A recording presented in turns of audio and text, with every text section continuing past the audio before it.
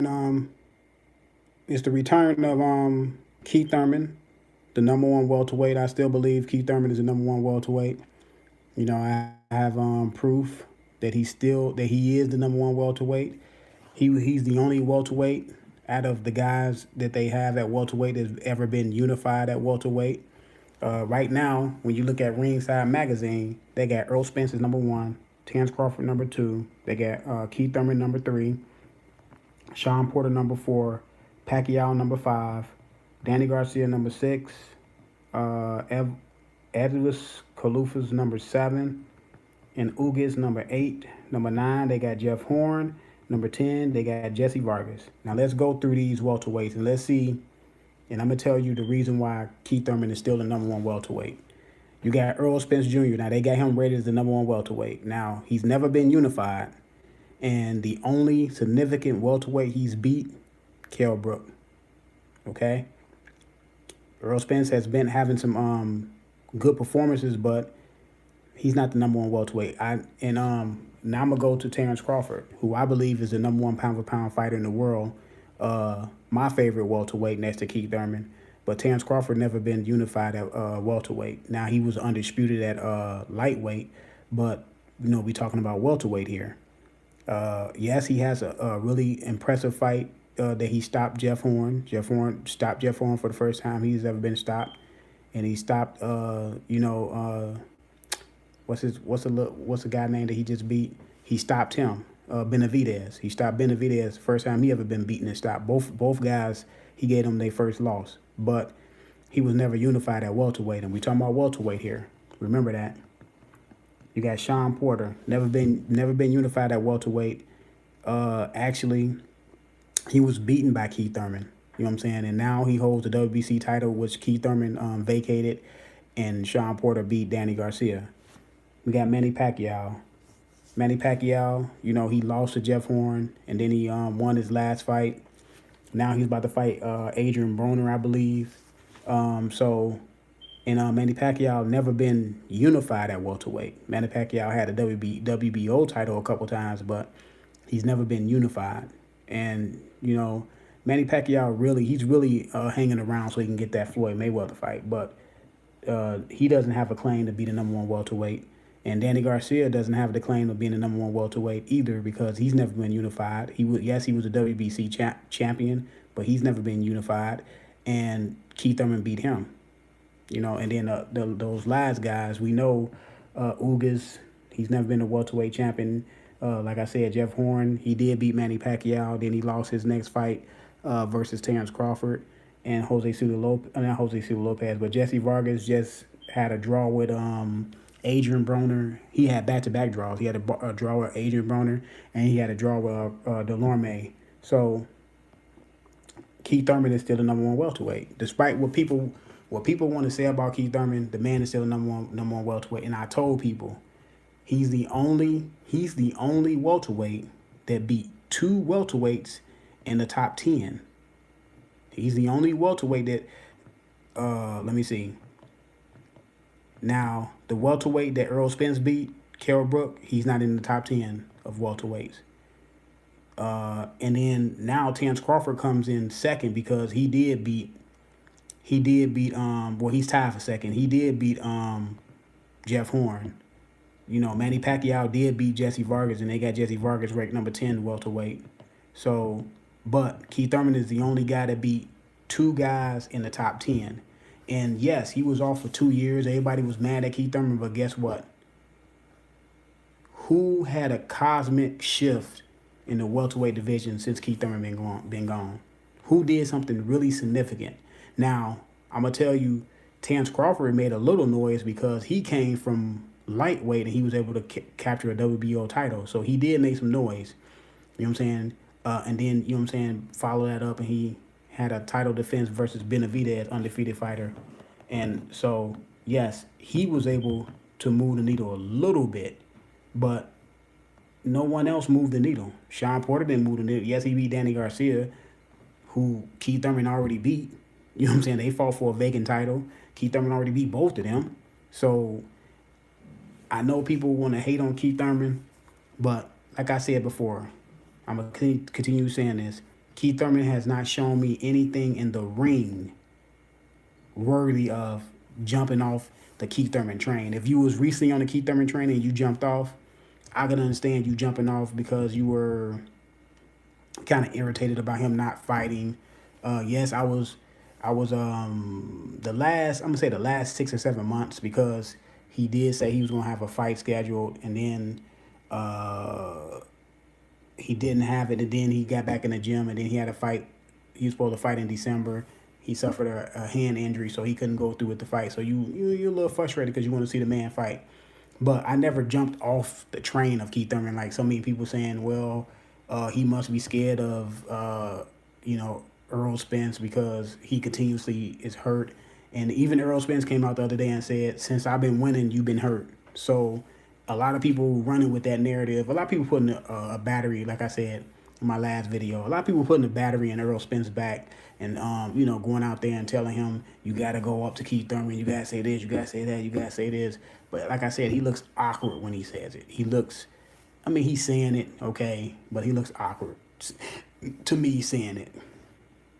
But like I said, in the ring, Keith Thurman handles business. Plain and simple. And he's handled business against the top in the division. He's handled business against the top dogs in the division. And when he was out those 2 years, somebody could have took the mantle from him, took the torch from him, and ran away with it. That was 2 years. You mean to tell me? And this is Sean Porter's excuse. I heard him in the interview. He said, do everybody want to know why the welterweights are not fighting? It's because Keith Thurman. How is it because of Keith Thurman, Sean, when you got Earl Spence out there? He got IBF title. Go fight him. You could have fought Earl Spence before you got the WBC title. Before you had the WBC title and you got all hung up in all these mandatories, you could have went to go fight Earl Spence before then. How is Keith Thurman holding up the division when all of y'all can be fighting each other while Keith Thurman is gone? Keith Thurman was gone for 2 years. That means you could have fought Earl Spence. You could have fought Ugas. You could have been fought Ugas. You could have got Jeff Horn over here and fought Jeff Horn. Or whatever. Any other mixed max of fights y'all could have had. Y'all could have all fought. You could have fought Earl Spence, and then you could have had a claim for being the number one welterweight. You could have made an argument. But no, y'all sat around and used the excuse that Keith Thurman is holding up the division. Keith Thurman wasn't holding up the division. Now he did sit on both of the belts for about a year and a half, and he finally gave the WBC up. You know what I'm saying? And allowed you and Danny to fight for that vacant title. But like I said, you had Earl Spence out there with a title. Why weren't you hounding Earl Spence? I mean, I seen you in an interview. You and Keith Thurman in an interview, and y'all sitting at the table, and you was hounding Keith Thurman. And he said, I'm injured right now. I'm coming off an injury. And you could have said, okay, Keith, you coming off an injury. I'm about to go out to Earl Spence because that's a belt. That's a belt I can get right now because Earl Spence is not hurt.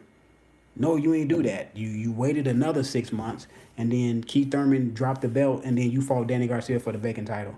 And now you caught up in all these the whole dilemma of having all these mandatories. Now, I don't know how. I heard Jose Sulaiman say in the interview, when a fighter wins a vacant title, he has to fight his mandatory. He cannot skip over his mandatory.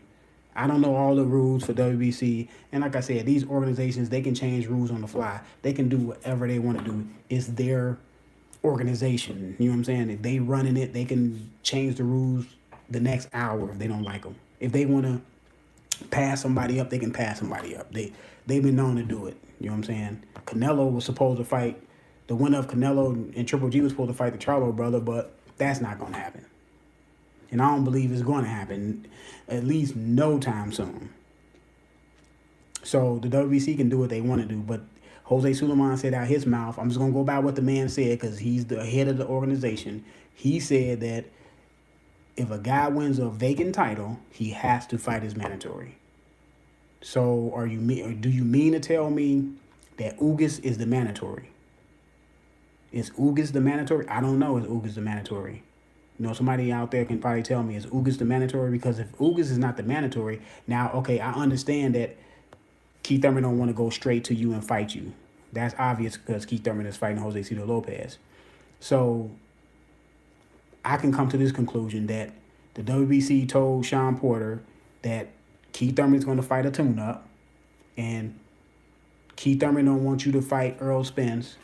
You have to fight somebody else, and then Keith Thurman, after his tune-up, he's going to fight you. That's the only thing I can think of why Sean Porter said he has two mandatories. So I think the two mandatories has something to do with him having to fight Keith Thurman, and he has to wait on. He didn't want to wait on Keith Thurman after Keith Thurman tune up. He wanted to stay busy, which I understand that. So he had to. Ugas is not a mandatory. He's kind of like a in between fight that he had to take. In between fight, he couldn't fight Errol Spence. That's the fighter he couldn't fight. He couldn't fight Errol Spence. That probably was the deal. So that's why the WBC said he had two mandatories, which he don't really have two mandatories. He has one, which is Keith Thurman. But Keith Thurman turns that one into two because Keith Thurman won a warm-up fight, a tune-up fight. So that's why Sean Porter has two mandatories. So, but like I said, none of these guys did anything significant other than Terence Crawford coming up from lightweight, and him coming up from lightweight, he did just as much as Errol Spence and Sean Porter, and y'all been at welterweight. Y'all been at welterweight, and he came up and did just as much as y'all. Y'all all on the same plane. Like Crawford, y'all let Crawford catch up with y'all in two fights. Really, one fight he caught up with y'all. Because y'all sitting around not fighting each other. PBC is this, PBC is that, but they can't get Sean Porter and Errol Spence in the ring. You know what I'm saying? I mean, they can't get Errol Spence and Danny in the ring. That's all I'm saying, man. I don't believe for 1 second that Keith Thurman... Now, I'm not excited about Keith Thurman fighting Jose Cito Lopez by no means. Like I said, Keith Thurman could have fought Ugas. Sean Porter could have fought Jose Cito Lopez for his in between fight. Keith Thurman, I would have rather seen Keith Thurman fight Ugas. Even though Keith Thurman been out the ring for 2 years, Ugas is a fighter that Keith Thurman should be able to beat. Coming out, you know what I'm saying? Not even if he didn't fight, even if he haven't had a fight in 2 years, he should be able to beat Ugas. It'd probably be a tough fight, but I understand he want to test himself, but Jose Cito Lopez is not going to push him. I mean, he's not going to put no strain on you. Probably Ugas would have probably put some strain on you and gave you a real test, you know what I'm saying, to test out your elbow and stuff. Ugas probably could have pushed you to, a little bit of a, test, or could have gave you a test, could have gave you a good fight. Because Jose Cito Lopez, I mean, what is he going to push? And then after that, you got to fight an aggressive bulldog fighter in Sean Porter. So at least if you'd have fought Ugas, he would have got you. He would have got you more ready. He would have got Keith Thurman more ready for a Sean Porter, aggressive Sean Porter, because I'm gonna be honest with you, Keith Thurman should. If Keith Thurman said if Keith Thurman said he would have knocked out Jeff Horn in 5 rounds, he should knock out Jose Cito Lopez in 2 rounds. 2 rounds, no more than 3. If you say you're going to... Because I believe Jeff Horn is bigger, stronger, and probably a little bit tougher than Jose Cito Lopez. Jose Cito Lopez is a tough fighter. But he's a career lightweight. He's not a career, 147-pounder. You know what I'm saying? So I don't get what test he's going to get out of that, but to each their own. That's the only reason why I'm watching Keith Thurman fight Jose Cito Lopez, because Keith Thurman hasn't fought in a while. If Keith Thurman had a fight before this and said he was fighting Jose Cito Lopez and this fight was made, I wouldn't even be looking at it. Because I'm not looking at that. If Terence Crawford fight Mike Alvarado, I'm not watching that fight. That'd be the first fight I don't watch Crawford fight since Crawford fought Bradis Prescott. That'd be the first time I haven't seen one of his fights. So, like I said, I don't have that much time. My time is precious. I'm not gonna spend it on watching fights I don't want to see. You know what I'm saying? That goes for any fight on DAZN, any fight on ESPN, any fight on Fox, any fight on Showtime.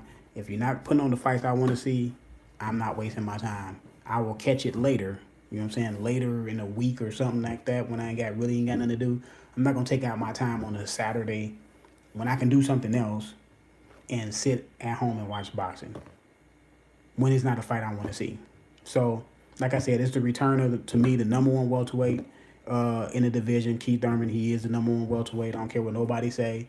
Y'all can say what y'all want to say. The facts don't lie. If you can tell me that Sean Porter, Danny Garcia, Crawford, Earl Spence, because we're going to talk about the top of the welterweight division. If you can tell me that those guys got a better resume than Keith Thurman at welterweight, then we can talk. But I guarantee you, Keith Thurman has a better resume at welterweight than Sean Porter, Earl Spence, and Danny Garcia. Now, remind you, he already beat Sean Porter and Danny Garcia. And he definitely got a better resume at welterweight than Earl Spence. So, you know, say what you want about it. You can say, hey, he's been out for a while. How can you say he's the number one welterweight? Because I'm going by what he did. You can't take away what he accomplished. He was and he was a unified welterweight champion. On top of that, on top of all that, he was a welterweight unified champion. So you can't take away what he did because he was off for 2 years. I mean, that's silly stuff. That's what kids do. You know what I'm saying? Grown people have to go by facts. You have to be able to accept facts. If you can't accept facts, then I don't know how grown you are. But like I said, it's the return of the number one welterweight. Hopefully, Keith Thurman has no setbacks in training camp. And when he fights Jose Cito Lopez, he looks like the Keith Thurman of old. And then we can get this boat pointed in the right direction, and we can get all these guys going. So let me know what y'all think, man. Keith Thurman